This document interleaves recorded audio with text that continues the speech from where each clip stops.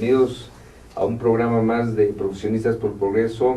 Como todos los miércoles de 8 a 9 de la noche, estamos con ustedes con temas de interés general. En este caso, hablaremos sobre, a 30 años del terremoto de 1985, hemos avanzado, cómo la comunidad ingenieril mexicana ve los avances y las propuestas que se tienen al respecto. Para eso, bienvenido, doctor.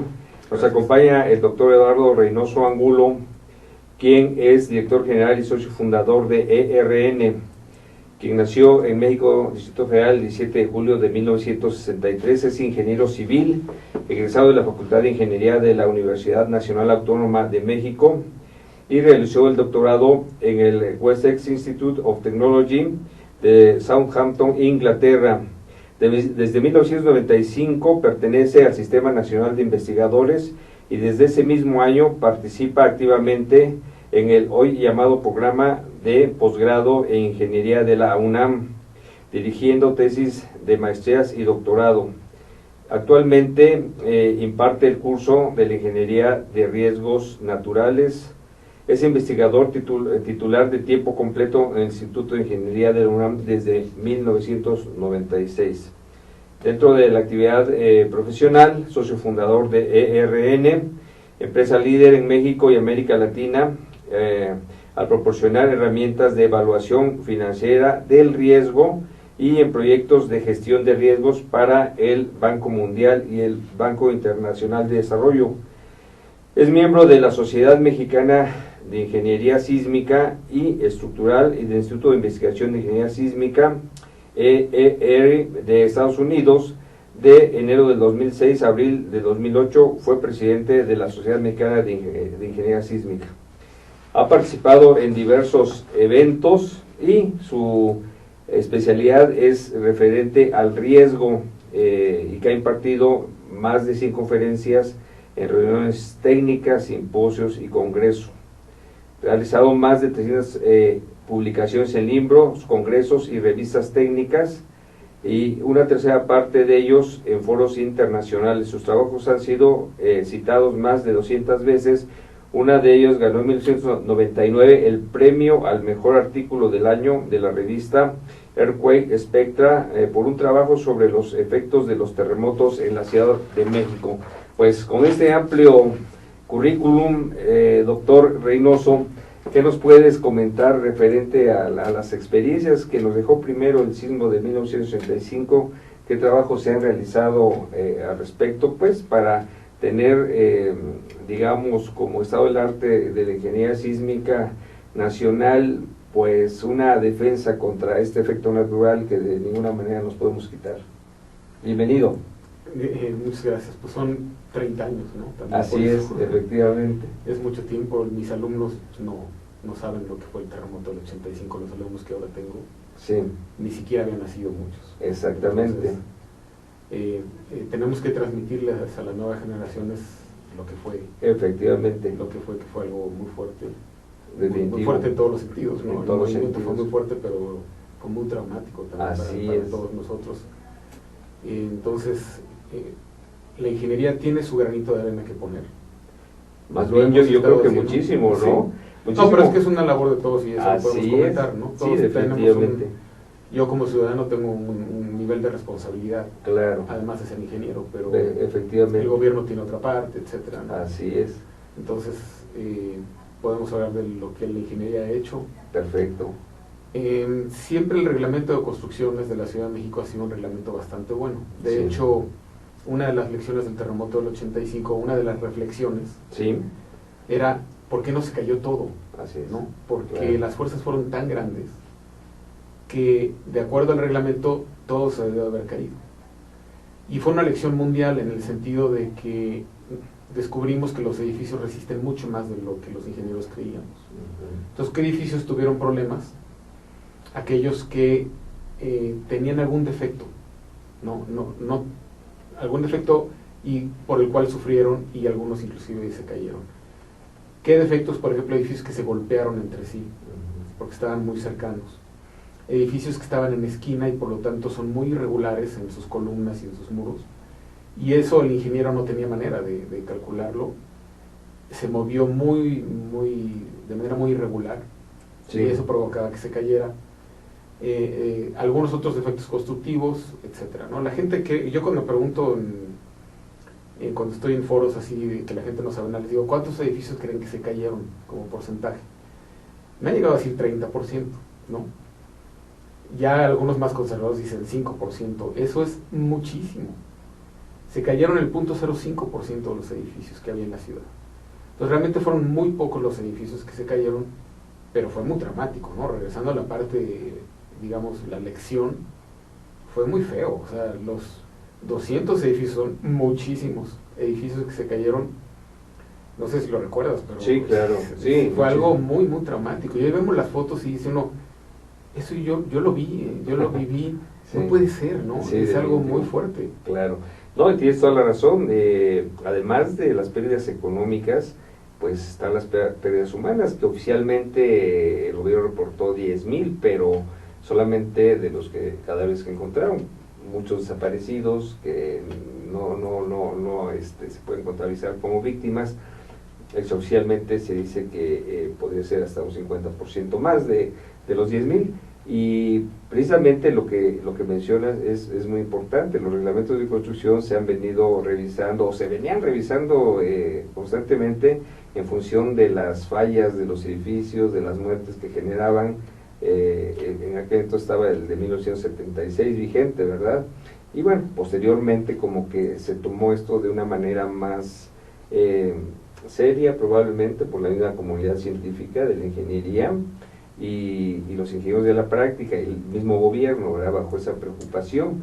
Es en el sentido que sí hemos avanzado bastante, pero podríamos, desde aquel entonces, estas fechas, el reglamento ha mejorado, la participación de los profesionales como los corresponsables, el seguro estructural, los directores responsables de obra, pues realmente ha sido cada vez más acotada, vamos a llamarlo de esa manera, ¿verdad?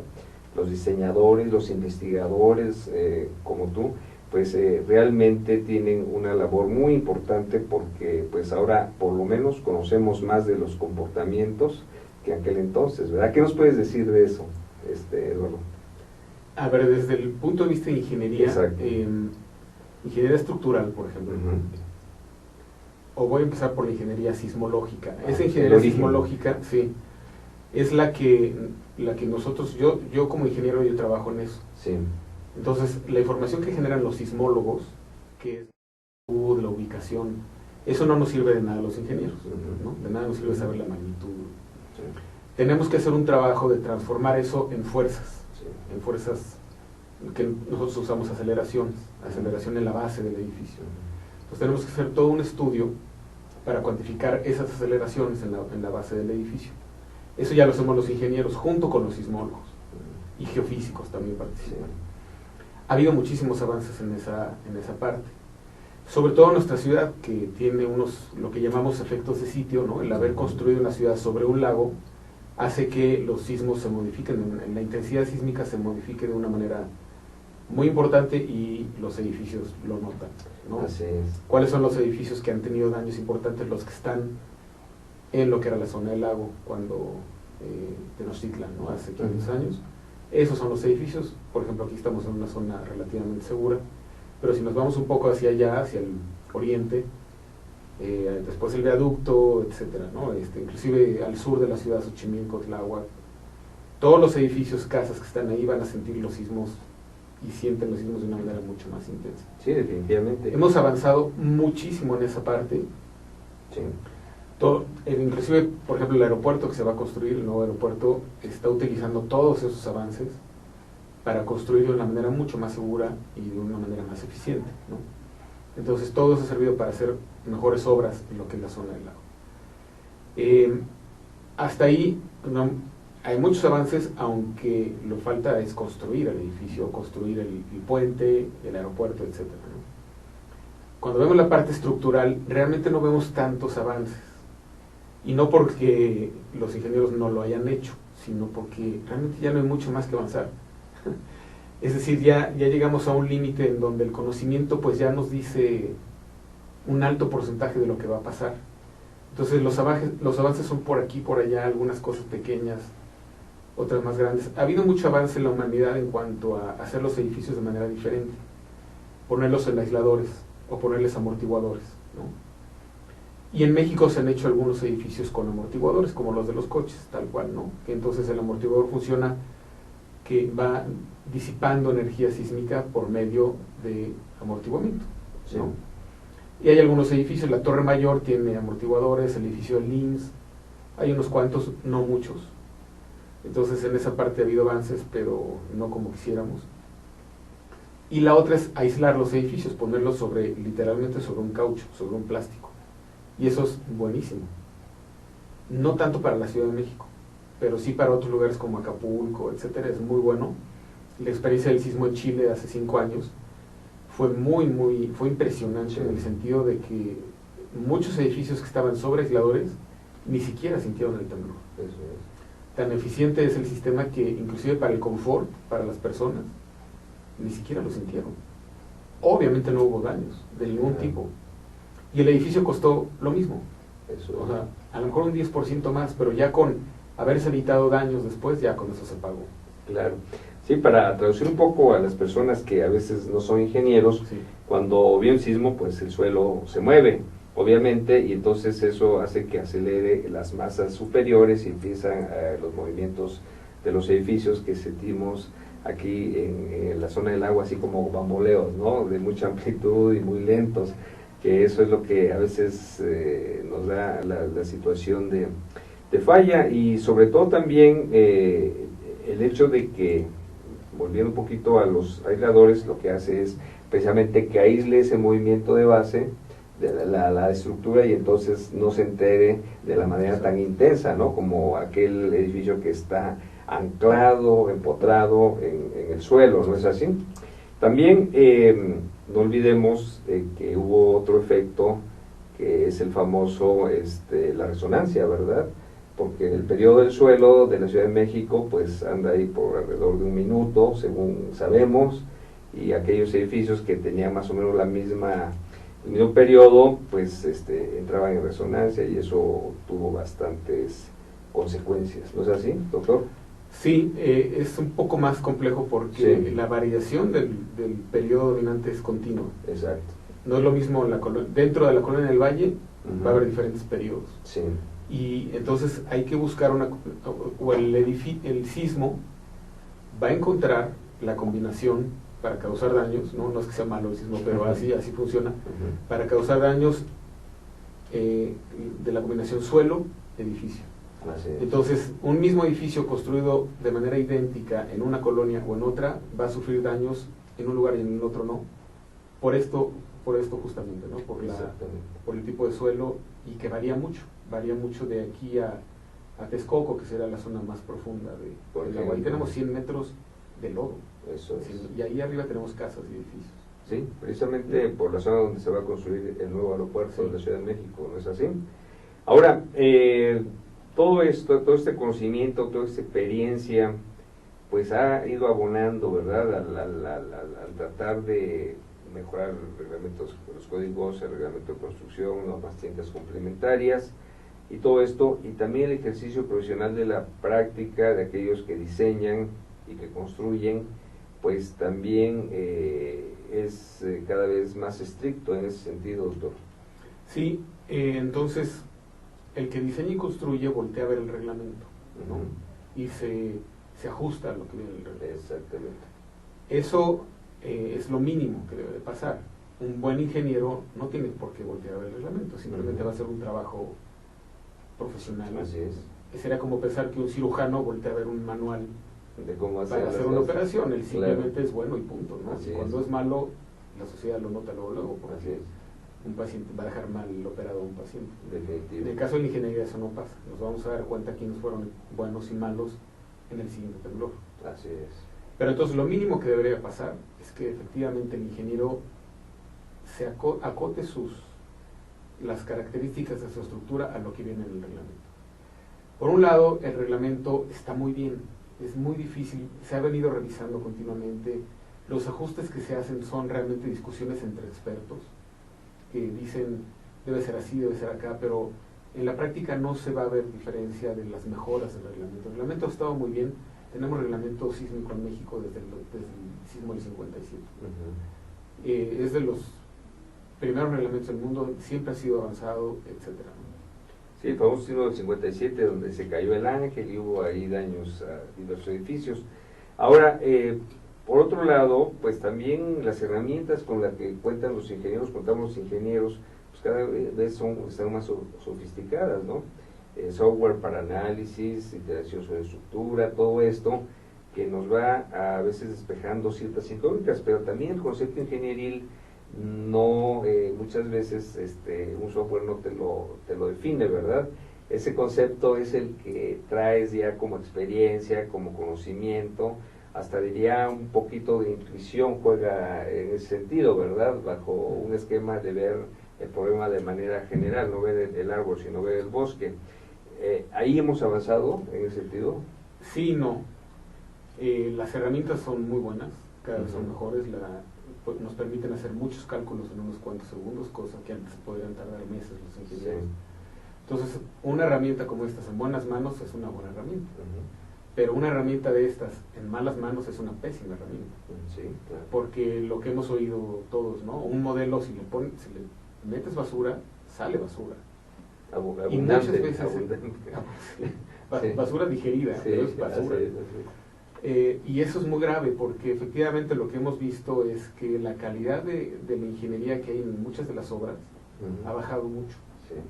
Entonces, no logramos transmitir los ingenieros a los dueños de los edificios, a los desarrolladores, que tienen que contratar buenos ingenieros.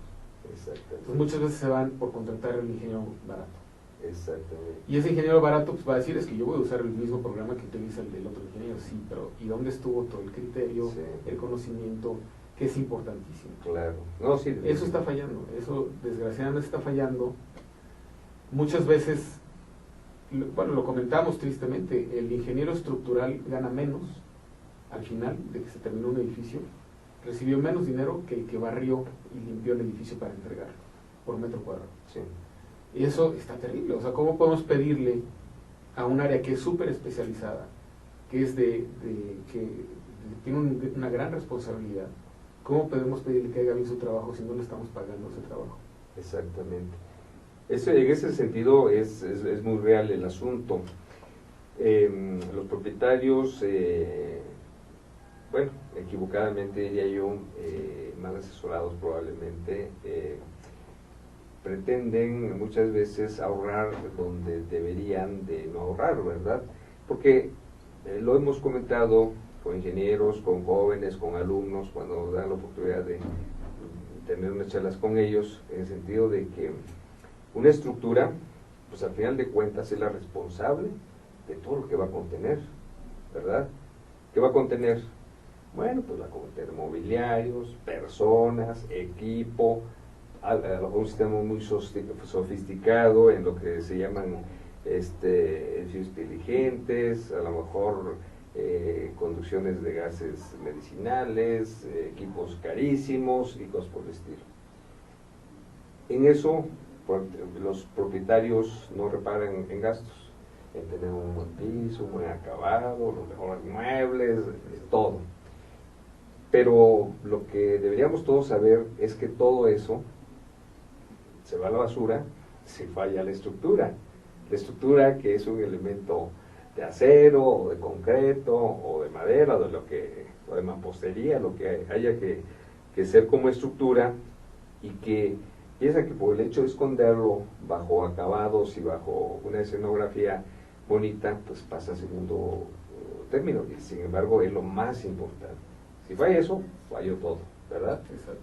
Entonces, esa responsabilidad y esa visión tiene que ver mucho con lo que, mi estimado doctor, tú manejas en el sentido de los riesgos, y esto tiene que ver con seguros, ¿verdad? También. Seguros que de alguna manera tienen la responsabilidad de cubrir una póliza siempre y cuando los reglamentos, las normas que se hayan utilizado sean las adecuadas, porque muchos seguros lo que hacen es, pues, no pagar cuando ven que hay alguna situación irregular, ya tanto en un diseño como en una construcción, ¿verdad?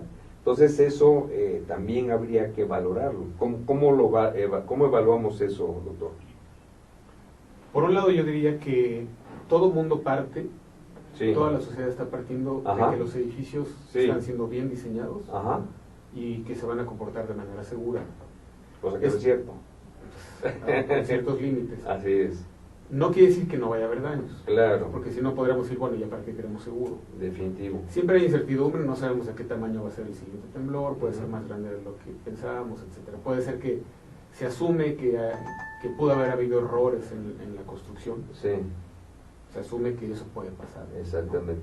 Y por lo tanto sí conviene que exista el seguro. Sí.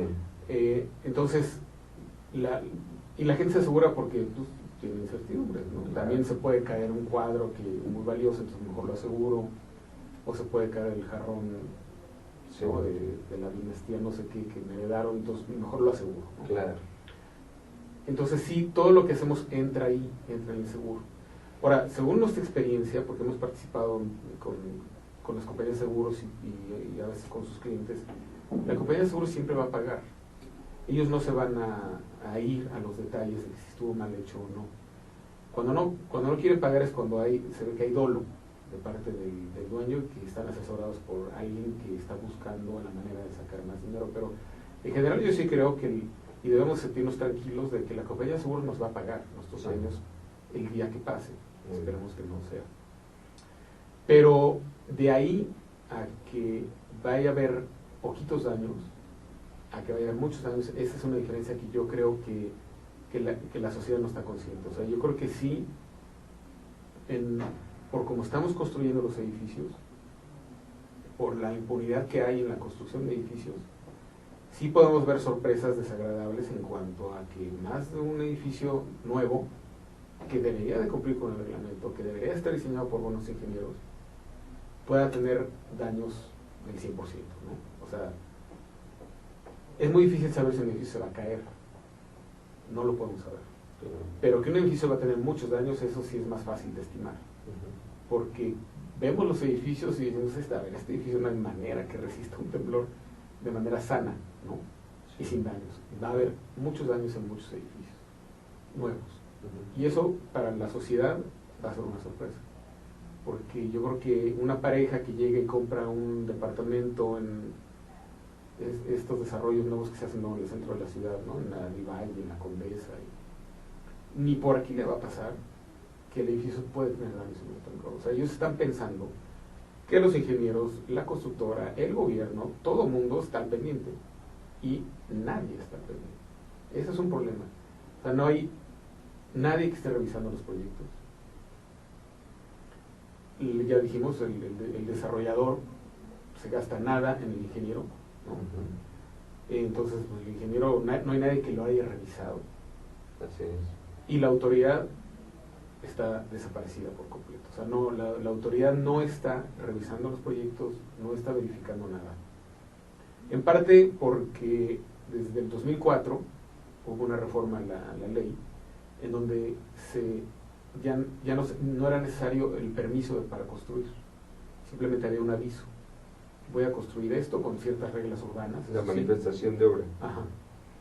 Las reglas urbanas sí se respetan, el número de pisos, claro, etcétera, eso. Producción estructural, pero la parte estructural mete. Nadie se mete. Así es. Nadie. Así es. Sí, efectivamente, cuando se dan las licitaciones, los señores de las delegaciones ven con lupa que las áreas de iluminación, exacto, que las áreas de recarga pífera, que el número, la altura sobre la banqueta y cosas de ese tipo, ¿verdad? Está bien, está bastante bien, está bien. Pero es cierto. Ahora, también el gobierno del Distrito Federal ha hecho un esfuerzo ahí con el doctor Renato Berrón en el aspecto de instalar un instituto de seguridad de las construcciones, que precisamente el objetivo de ese instituto es el de revisar cierto tipo de construcciones por su magnitud, complejidad, donde se ubican, etcétera, pues entre comillas valgan la pena ser revisadas, ¿verdad?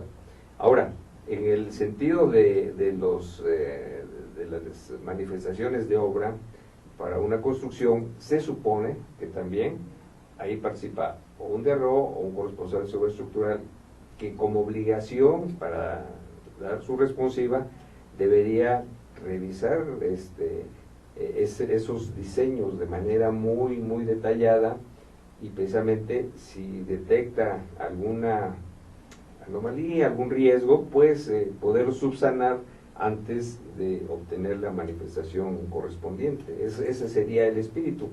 Pero bueno, sí es cierto, hay mucha falta a veces de profesionalismo de quienes revisan, falta de tiempo, se cobra por metro cuadrado, el tiempo profesional no es pagado, y entonces las cosas desde ahí van naciendo inadecuadamente. ¿Qué se pudiera hacer desde el punto de vista para poder solucionar digamos, esa situación que yo creo que es el origen de lo que pueda ser una falla en alguna estructura? Sí, por un lado, yo creo que, yo al menos estoy seguro de que los edificios importantes, sí hay esa revisión, ¿no? Sí. Un hospital, un edificio alto, un centro comercial, ahí yo creo que no debemos estar esperando impunidad, digamos, porque las inversiones son tan grandes y tan de mediano y largo plazo que hay un trabajo serio de parte de todos. Entonces, el nuevo Instituto para la Seguridad Estructural se va a enfocar a esos edificios en donde, qué bueno que sigan siendo seguros, pero en donde yo creo que el problema no existía. Sí. El problema existe justamente en los otros, en los que no son, en los que nadie voltea a ver, que es el edificio de 6 pisos, 8 pisos, en ciertas colonias que abajo le metieron 35 cajones de estacionamiento y para eso quitaron las columnas y los muros. Entonces, ese edificio conceptualmente, y también quiero aclarar, yo en ningún momento veo mala intención, ni dolo, ni nada de parte de nadie. Es simplemente que la ingeniería está mal pagada porque nadie se da cuenta de la importancia que tiene. Y hay errores de concepto. Sí. De concepto. No son errores del concreto. Claro. Ni de que se robaron ni la varilla. No, eso ahí está. Los materiales ahí están y están bien. Y del tamaño que venía el proyecto. El problema son conceptos que son muy difíciles de entender para cualquier persona, pero también para los ingenieros. El concepto de la irregularidad, de la no linealidad, son cosas que requieren ingenieros con muchos estudios, con práctica, con un buen criterio, y eso no se está dando en los edificios pequeños y medianos. En los grandes sí se da, en los grandes sí puede haber un ingeniero de buena calidad que se dé. Entonces, ¿cómo resolvemos eso? Es un problema de ética profesional. Sí. ¿No? Y cuando la ética falla no hay de otra más que meter justicia. Entonces, yo creo que no hay de otra, si no se da la ética, o no se da una exigencia por parte de los desarrolladores a través de una concientización. Sí. Porque ellos deben ser conscientes que en eso no se pueden ahorrar. Claro. Aparte se van a ahorrar, es poquitito. O sea, realmente estamos hablando de porcentajes ridículos al final del proyecto. Sí. Que se gasten el doble en el ingeniero es ridículo. Así es. Ridículo, es muy pequeño. Sí. Entonces, mientras ellos no lo hagan, debería de haber alguien que meta justicia, y pues, ¿quién es? Pues las autoridades. A mí no me gusta echarle la culpa a las autoridades, porque no llegamos a nada con eso, pero... Si hay que llegar a eso, hay que llegar. También puede ser a través de las sociedades técnicas, por ejemplo, pero... Los colegios, pero es muy complicado. Los colegios, ¿no? Pero no lo han hecho porque es bien complicado. No tienen el peso, no tienen la autoridad, no tienen el peso moral, no tienen el tiempo. Así es. Están muy limitados en recursos. Sí, así es. Sí, ahora hay otro tema, precisamente un buen diseño, un buen análisis con tiempo, bien pagado, como debería ser todos, sin excepción, pues eso es el mejor seguro para la inversión. Exacto. ¿No es así? Exacto. Es el mejor seguro, para no llegar al siguiente punto de cobrar un seguro, con vidas, con pérdidas, con un montón de complicaciones jurídicas, etcétera, etcétera. El mejor seguro es ese. Entonces, pues sí debería ser, como tú comentas, bien pagado, y la conciencia es muy importante en el sentido de que quienes invierten su dinero, pues lo que quieren es ganar, no perder. Y a lo mejor por ahí estaría la manera de concientizarle a alguien, ¿no? Bueno, cada peso que tú inviertas en este desarrollo, donde hay un diseño bien hecho, pues te va a dar plusvalía y no que al primer sismo ya tengas problemas con los inquilinos porque se cayó el yeso, que porque se movió demasiado. No necesariamente tienen que llegar a fallas para tener problemas, ¿verdad? Muchas veces una fisura de un muro que ni siquiera es estructural, que es un muro de relleno, pues eso ya le genera gastos y demandas y cosas por el estilo. ¿Qué necesidad hay de llegar a eso? Hay que hacer un buen diseño desde un principio, ¿no es así? Sí, ahora, ese es un caso no tan malo, porque finalmente el inversionista ahí está. Así es. Y va a haber un beneficio en hacerlo bien. Pero estamos viendo muchos desarrollos en donde el inversionista llega y se retira de una manera permanente. No pasa eso, por ejemplo, con las grandes constructoras de vivienda. Las grandes constructoras de vivienda les interesa hacer bien las cosas y lo hemos visto porque ellos van a estar ahí. Permanecen en el mercado. Sí, ellos van a estar y tienen una garantía. Así es. Entonces a ellos no les conviene que llegue un temblor y se dañe el muro de la cocina que no era estructura. Claro. No les conviene porque para ellos es un gasto muy alto. Cuando ellos saben que por haber contratado a un buen ingeniero se hubieran evitado ese problema. Definitivo. Y lo hacen, lo están haciendo. Pero vuelvo a lo mismo, o sea, es esa industria, esas empresas que están de manera seria, haciendo su trabajo serio, no son un problema. Así es. Las que son aquellas que compran un terreno, hacen un edificio y al día siguiente la compañía la deshacen. Así es, sí. No necesariamente estoy diciendo que aquí hay un dolo, pero sí ven como un negocio, vamos a hacer el edificio, lo vendemos y ya no es nuestro problema. Nos desligamos de... Y efectivamente la ley no favorece las cosas justas porque el responsable de eso es el DRO. Así es. O sea, el ingeniero, Que se ni siquiera el responsabilizó. ingeniero, el DRO no tiene por qué ser ingeniero. No, sí, tiene que ser. Un profesional, pues, que Sí. se hace responsable. Pero el día de mañana este profesional realmente se va a hacer responsable de... No, Todos- es muy complicado. va a estar muy complicado. Muy complicado. Sí, definitivamente es muy complicado. Por eso los contratos de servicios profesionales de este tipo de ingenieros, pues sí debe de repartir la responsabilidad entre el principal responsable, es el propietario. Y yo creo que cuando el propietario tenga ese concepto bien claro, entonces tendrá más cuidado, ¿verdad? De lo que Sí, tú comentas, contratar a alguien capaz, a alguien certificado, a alguien que ya esté probado en el medio, ¿verdad? Y es cierto, sabemos que muchas empresas para hacer un edificio abren una empresa, dan de alta, se termina todo y cierran la empresa y adiós, ¿no? Ya nadie sabe dónde está ni quién es. Es por eso que el tema de la concientización es muy importante.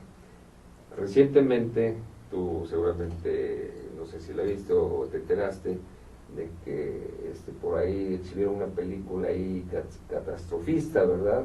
De un sismo que se da por la falla de San Andrés, etcétera, etcétera. Está en cartelera, yo la vi. Ya. Entonces, pues la gente yo creo que sí, de pronto, oye, me refiero al público en general, ¿no? Porque, bueno, los ingenieros sabemos lo que puede suceder, ¿verdad? Tenemos muy claro eso, pero el público en general no lo sabe. Y bueno, sí, como toda película así de ese tipo, pues es muy exagerada, pero al final de cuentas eso puede suceder y vamos, no estamos exentos de riesgo. Por eso es que sí es muy importante que a lo mejor yéndose a apoyos de este tipo, pues a ver, señores desarrolladores, si no han visto esta película, véanla porque eso les puede suceder, ¿no? O sea, me refiero a que habría que buscar por todos lados ese compromiso, porque más que concientización, el siguiente paso sería un compromiso real, ¿verdad? De aquellos que invierten para decir, bueno, sí, vamos a hacer unos... porque el tema está desde el proyecto arquitectónico, ¿verdad? Es un problema. Es un problema, ¿no? Porque de pronto dicen, a ver, ¿saben qué? Pues, como tú decías, aquí no quiero columnas porque ya no me caben los estacionamientos, ya no puedo hacer más niveles. Entonces ahí tienes que estar, digamos, concientizando a quienes toman decisiones para que todo vaya y nazca de la mejor manera, ¿verdad? Ahora, tú has desarrollado a últimas fechas un procedimiento, un sistema para medir riesgos. ¿Qué nos puedes platicar de eso? Sí, entonces, cuando fue el terremoto del 85, pues yo era joven todavía y dije, vamos a trabajar para el reglamento. Como que fue hacia donde decidimos dirigir nuestra energía. O sea, el sismo sí te movió el suelo. Sí, yo estaba saliendo de la carrera y para mí sí fue traumático, ¿no? Tenemos que hacer algo, Sí, y yo soy ingeniero, esto es lo que voy a hacer. Exactamente. Pero muy rápido se saturó lo que podemos hacer en el reglamento. Pero como estuvimos haciendo varias cosas, empezamos a hacer otro tipo de aplicaciones. Y en el otro, por ejemplo, para compañías de seguros, para gobiernos. Hoy en día tenemos sistemas que pueden estimar las pérdidas económicas de lo que puede pasar en cualquier lugar del país si ocurre un temblor de determinado tamaño, ¿no? O inclusive lo hemos extendido a huracanes y a otras cosas. Entonces, hoy sabemos, si vuelve a ocurrir el terremoto del 85, ¿cuánto podríamos perder en términos económicos en la ciudad? Es menos de lo que la gente en general pensaría, o sea, y tiene mucha incertidumbre, ¿no? Porque no estamos prediciendo el futuro, utilizamos un sistema probabilista que tiene incertidumbre, tiene distribuciones de probabilidad y cosas que son muy inciertas.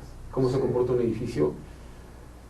Pues tenemos una idea, pero realmente, y cómo va a ser el temblor, pero de ahí a decir, pues quién sabe cuánto vayamos a perder, no, sí podemos tener una buena idea.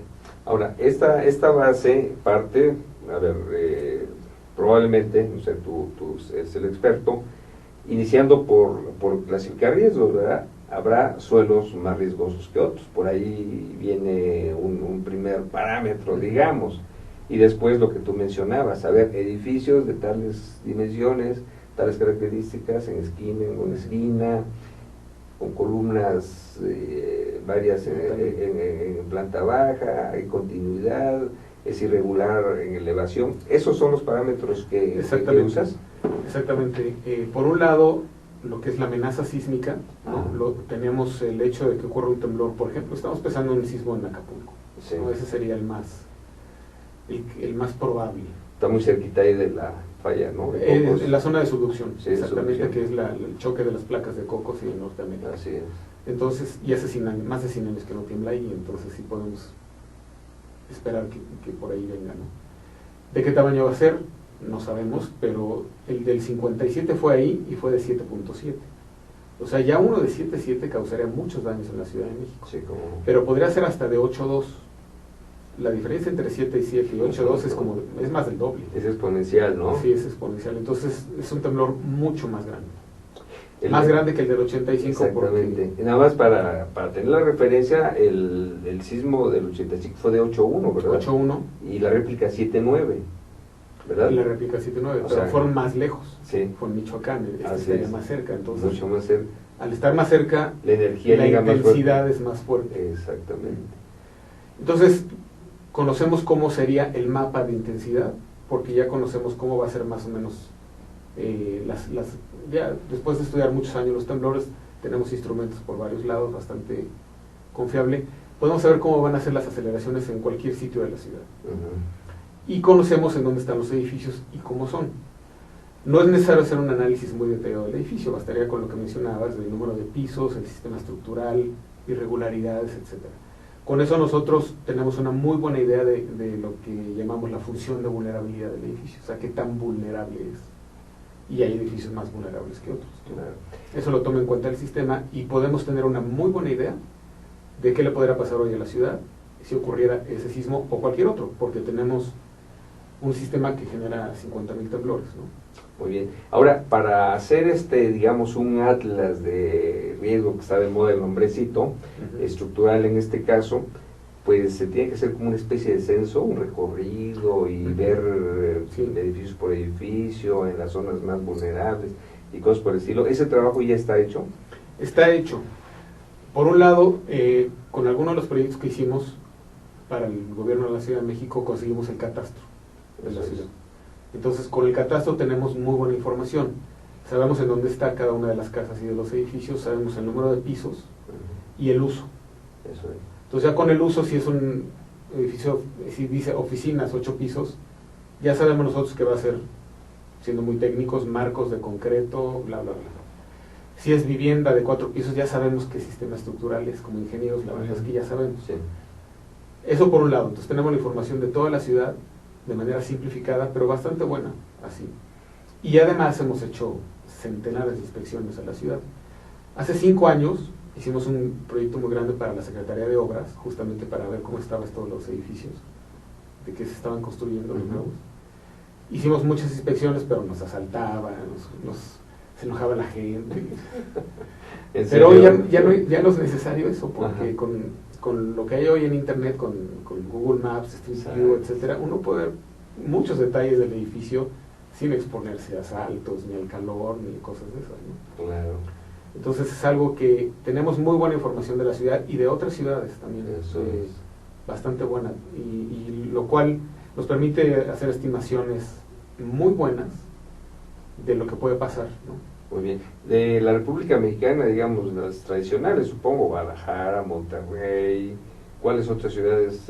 Mexicali, por ejemplo. Mexicali, ahora con los huracanes también tenemos toda la Riviera Maya y la península de Baja California. Tenemos muy buenas estimaciones. Eso es. También información que hemos obtenido de las compañías de seguros. También nos ayuda a completar estos modelos y saber cómo son los edificios, dónde están, y pues, poder hacer mejores. Eso pues es un trabajo gigantesco, de muchos años y de mucho tiempo y de mucha gente y todo, exacto, ¿no? Sí, muy importante. Ahora, ¿este trabajo sirve únicamente al gobierno o le puede servir a una empresa de seguros, por decir algo? No, es decir, los que más usan esto son las empresas de seguros. Sí, obvio. Por lo mismo. Son las que más. Y saber, asegúrame ese edificio. Bueno, pues primero voy a ver qué tan bueno o malo está el edificio. No llegamos a ese detalle. ¿No? Porque con las empresas de seguros lo que les interesa es saber, a ver, yo tengo todos estos edificios, no tienen los detalles de los edificios, pero sí les interesa ver, por ejemplo, cuánto reaseguro compran, para no quebrar en caso de que... Aparte el gobierno, la Secretaría de Hacienda, a través de la Comisión de Seguros y Fianzas, los obliga a hacer ese cálculo. Para ver cuánto, para que no quiebren. Sí, claro. Y al final nos está protegiendo a los a que todo el mundo. Seguro. Sí, al usuario final. Pero a la compañía de seguros no le interesa quebrar tampoco. Entonces también es algo que a todo el mundo le conviene que exista. También podrían usar lo que hemos hecho para ver cuánto le cobran a cada uno de los edificios. Exactamente. Y sí, algunos sí lo usan. Las primas, ¿no? O sea, este es más riesgo que pues te subo la prima, etcétera, etcétera, ¿no? Pues es una información muy útil en dos sentidos. En dos sentidos. Así es. También lo podemos hacer con los que pagamos seguros. También les podemos decir cuánto deberían de pagar de seguro. Exacto. Oye, pero a lo mejor aquí tendría otra utilidad mucho más a detalle, más específica. Que sirviera de información para aquel tú comentas que va a comprar un departamento en el nivel 10 de la torre A del complejo X, ¿no? Oye, pues ¿sabes qué? Este edificio tiene características, yo creo que eso sería un buen elemento de compra para cualquier persona, ¿no te parece? Sí, ahí sí nos ha fallado y prometo que lo haremos pronto, una especie de como manual, ¿no? En qué fijarse. Y para el público en general. Sí he tenido casos de amigos, pero ingenieros, que nos dicen, oye, de lo que tú has dicho y escrito, yo ya me fijé y ya tomé decisiones, ¿no? De que esto no lo voy a comprar y este sí. Pero finalmente son ingenieros que están metidos...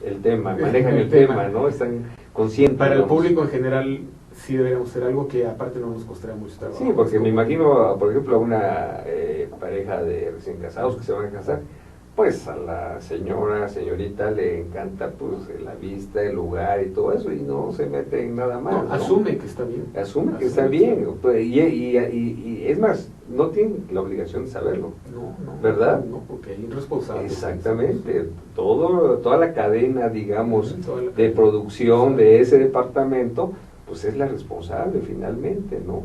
Es como si tú tuvieras que llevar a un ingeniero automotriz cuando sacas un carro de licencia, ¿verdad? Tú das por hecho que... Revisa ahí. A ver, revisa bien el motor. Oye, si los frenos no van a fallar o algo, ¿no? Tú dices, oye, pues cuesta tanto, me lo llevo y lo compro y se acabó, ¿no? Y lo aseguro, obviamente, ¿no? Pero eso de que tú estés pensando, ay, no voy a fallar, que las luces, que de niebla o que los frenos o algo por el estilo, no te metes ese detalle, ¿no es así? Lo mismo pasaría en este caso, pero un buen manual sí funcionaría, ¿no? Ahora, a cambio hicimos una aplicación para los teléfonos y también está en internet. Sí. que puede hacer las veces de eso. Es más, la aplicación es mucho más compleja que de lo que estábamos hablando, que es un tríptico que diga hay que fijarse, porque la aplicación tiene todo eso y además calcula el riesgo. ¿Y esa aplicación tiene un costo? No, ¿Y cuál es la página o cómo entra uno? en las tiendas donde venden las aplicaciones, en Ajá. las tiendas de Apple, Okay. dependiendo del teléfono o el sistema. Okay. La aplicación se llama R-Sismo, R, que por cierto la puedes usar en cualquier parte del mundo. Si viajas a Japón mañana, pues, la puedes usar y tener una idea. Está interesante eso. Sí, está interesante. Entonces, la aplicación ya tiene contenido la amenaza sísmica. Ajá. Eso no hay que calcularlo, ya está ahí. Inclusive uno puede ver el mapa de amenaza, ¿no? Claro. Por uno. El También la aplicación. Un mapa mundi completo. O de la Sí. ciudad. No, de todo el mundo. Okay. Y de México y de algunos países de Latinoamérica donde trabajamos, ya también tiene lo que decíamos los efectos de sitio de la ciudad. Okay. ¿No? Ya de manera muy local, por ejemplo, para la Ciudad de México hay que hacerle un zoom Claro. para ver los efectos de Para sitio de la Ciudad de México, que es grande. Si son a 3A, 3B, Pero, 3C.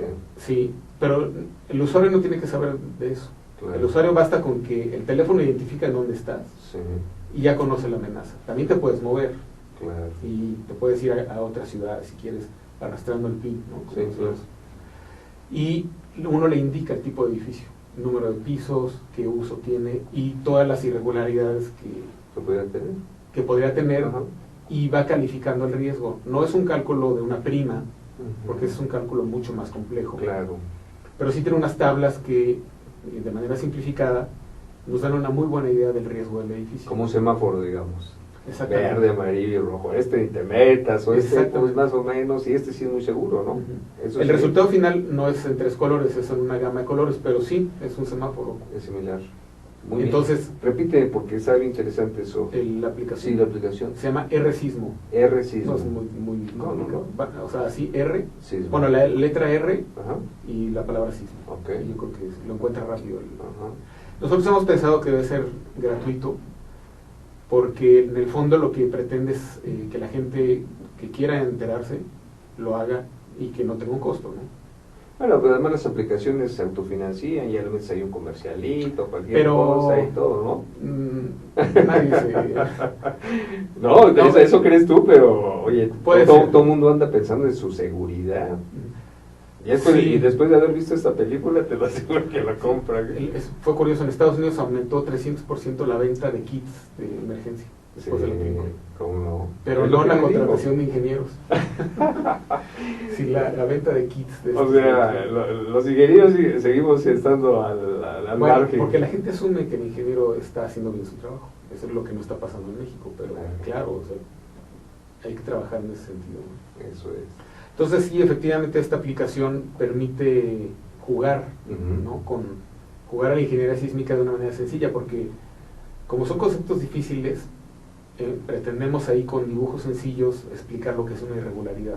Sí, No es fácil, sí, pero la diseñadora no es ingeniera, entonces tiene que entender sí, sí.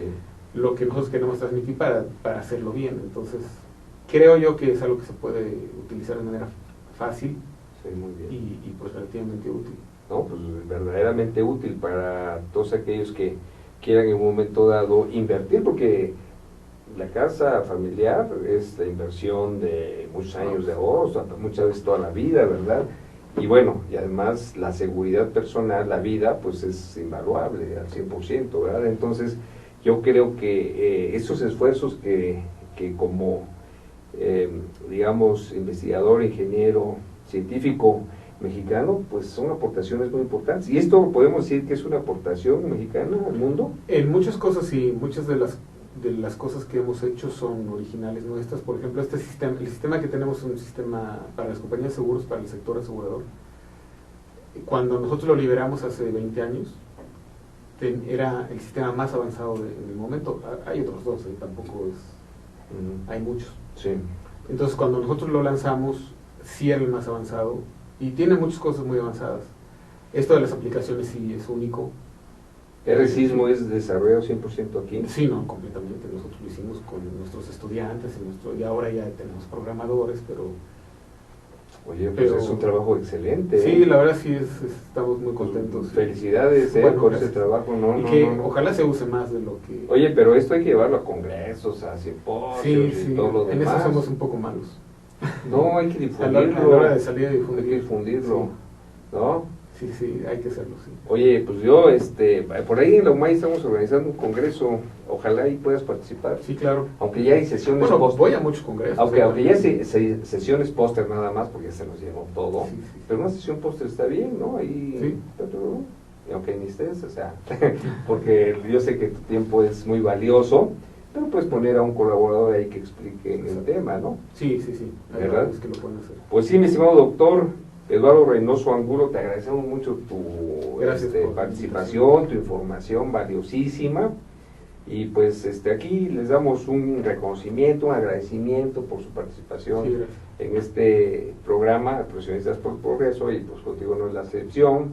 Está firmado por María Elena Miranda de la Lama, que es la directora de Astele.tv, y por tu servidor y amigo Marco Antonio Méndez Cuevas, como presidente del Consejo Nacional de Egresados del Politécnico. Entonces, este es tu reconocimiento, y para que no se te pierda, pues un folder de color ahí llamativo. Pues muchas gracias. No, al contrario, muchas gracias. Y buenas noches a todos ustedes. La próxima semana, miércoles de 8 a 9, estaremos transmitiendo desde astele.tv.